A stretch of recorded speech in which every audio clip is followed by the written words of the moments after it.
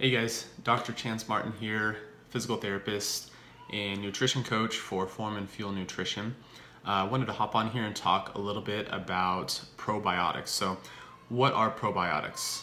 Probiotics are live microorganisms that, when administered in adequate amounts, confer a health benefit in the host. That's according to the World Health Organization definition in 2002. So, why are probiotics important? Well, it all comes down to gut bacteria. The GI tract contains over 100 trillion bacteria, and you have at least 3 to 5 pounds of bacteria in your digestive system at one time.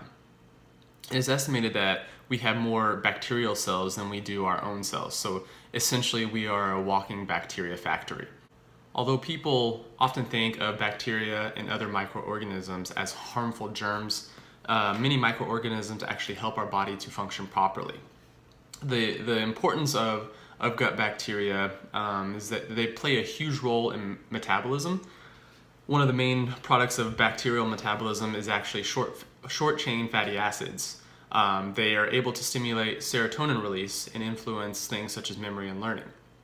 The gut bacteria have also been linked with depression via altered expression, synthesis, and turnover of the neurotransmitter serotonin. In fact, the gut produces 90% of the serotonin in our bodies.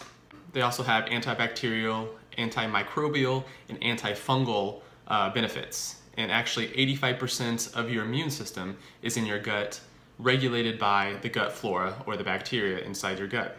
If your gut flora is damaged, it only takes 10 salmonella bacteria to produce a GI infection, whereas if you had a good immune system, it takes over 1 million of the same salmonella bacteria to actually cause an infection. So another thing is it's linked to alteration in memory, muscle repair, and brain fog via an altered expression of brain-derived neurotropic factors. So once again, the gut and the brain are connected. One of the most, in fact, brain-derived neurotropic factor is one of the most important factors involved in making memories. It is also linked to the release of leptin and ghrelin, which are the full and hungry signals of the brain. So if your gut bacteria is altered and you're not releasing leptin and ghrelin appropriately, you're either going to be hungry all the time or not have those hungry signals kind of based off of how your gut bacteria is behaving. It is also linked to increase in pain sensitivity. Mice treated with oral antimicrobials had an increase in substance P expression, and substance P is a substance that is related to pain and pain sensitivity. You have this thing called the gut-brain axis, or the GBA, and the GBA consists of bidirectional communication. So between the gut and the brain, and then the brain and the gut, they both communicate back and forth.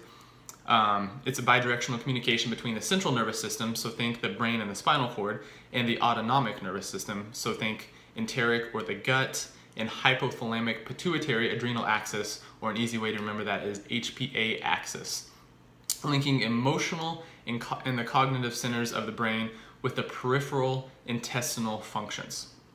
Basically, our gut and our brain are interconnected in ways that we are just starting to reveal. In fact, imbalances in the gut microbiota has been shown to induce inflammation that is associated with obesity, type 2 diabetes, and Alzheimer's disease. So we know that the gut bacteria is important. What can disrupt this gut bacteria? Antibiotics is one of the biggest ones. I mean, when we're dealing with a biotic in our stomach, the gut bacteria, an antibiotic essentially is going to come in and kill off both the good and the bad gut bacteria. And one of the side effects of doing that is you can get something such as a fungal overgrowth. So if you kill all the bacteria, the fungus in your stomach, yes, we typically have fungus in our stomach, the fungus in our stomach can really proliferate and kind of take over and lead to fungal overgrowth.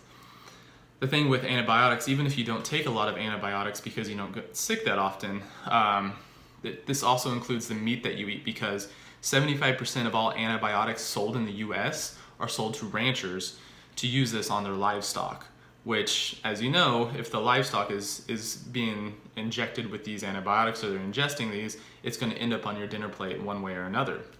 That's why it's important to select quality meat that is free range, that is antibiotic free, and if you can, support those local farmers as well.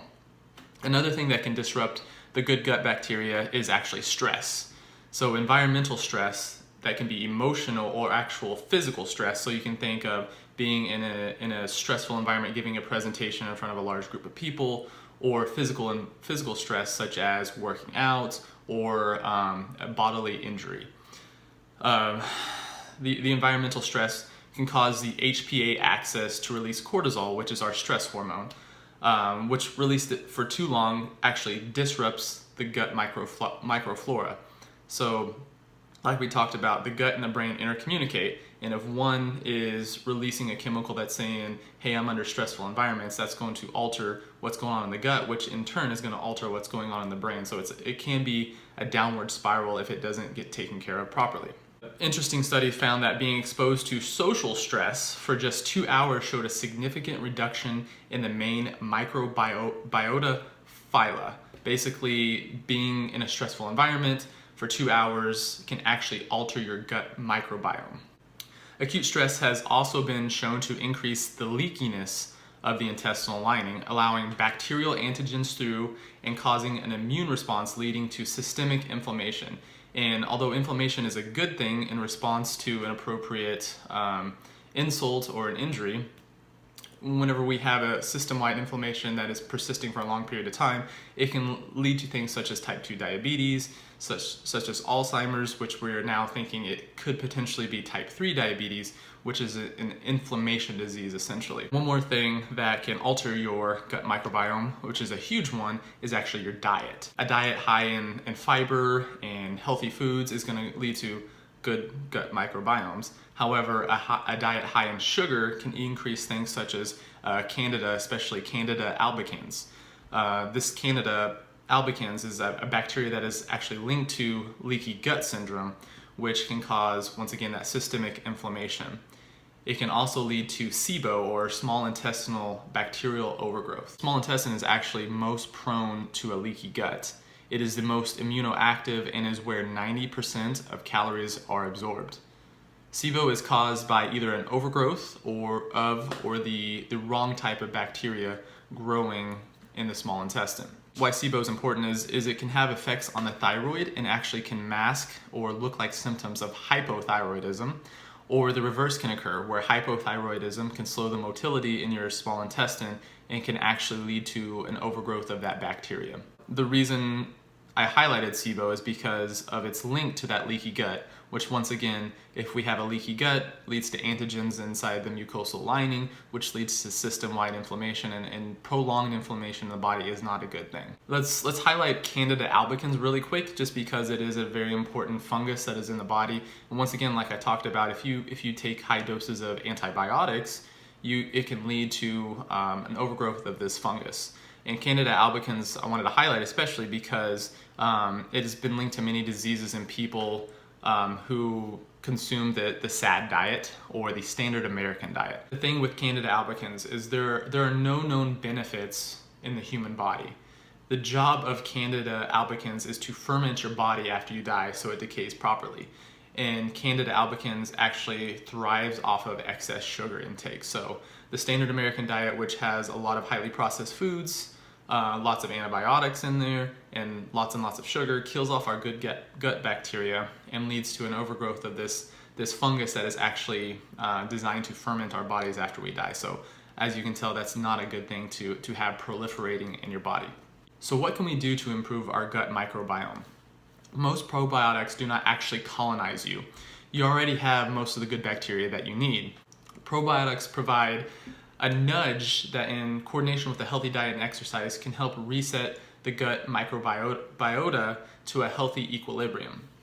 So if you're eating a relatively healthy diet, mostly veggies, lean protein, and some starchy vegetables, and doing exercise regularly, you can see a huge benefit by taking a probiotic, because it's going to help those good gut bacteria that you're already cultivating in there to proliferate even more. What are some ways that you can increase those probiotic intakes? One thing you can do is looking at eating products such as yogurt that have those active live cultures in there. Another way to do it is eating lots of fermented foods like sauerkraut. Also, the thing that feeds most of the gut bacteria in our stomach is actually insoluble fiber. And if you're getting enough vegetables, you're getting a lot of that insoluble fiber, therefore you're helping feed those good gut bacteria. The thing is, not all food is created equal, so quality of your food is extremely important. Just like we talked about earlier, how eating beef or chicken or anything that has high in antibiotics can actually kill a lot of that good gut bacteria in your body. One of the easiest ways to ensure that your gut bacteria actually proliferates in the way that you want is, once again, having a good diet, exercising, and actually taking a probiotic supplement. A probiotic supplement is there to help aid your body in proliferating those good gut bacteria. That's going to lead to this balance between the brain and the gut. There is a product that I highly recommend at CrossFit Republic. It's called Puori, and it actually contains both probiotics and prebiotics. The thing with prebiotics is it actually takes effect in a different area of the intestine. The probiotics is going to be promoting the gut bacteria a little bit further down the digestive tract, whereas the prebiotics are going to be helping bacteria a little bit further up the GI tract. Now, the reason I recommend Puori is because it actually contains bacteria from two of the world's most well-researched strains.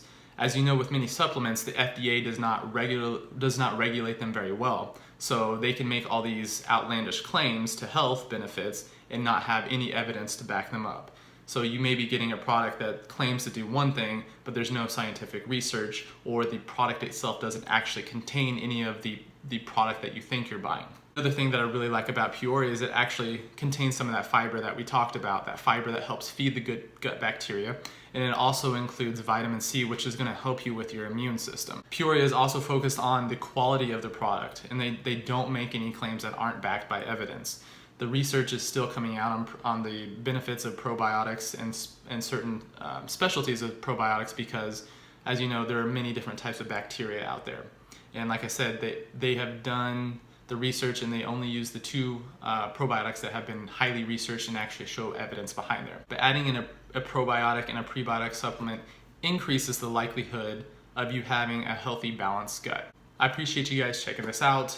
As always, be sure to like the Form and Fuel Nutrition page. Stop by and ask Marie a little bit more information about probiotics. She's always a great resource on knowing when to take these supplements, how to take them, or if you have any specific questions, feel free to reach out to me in the comment section or to send me a direct message. I look forward to helping you guys in your health as much as possible.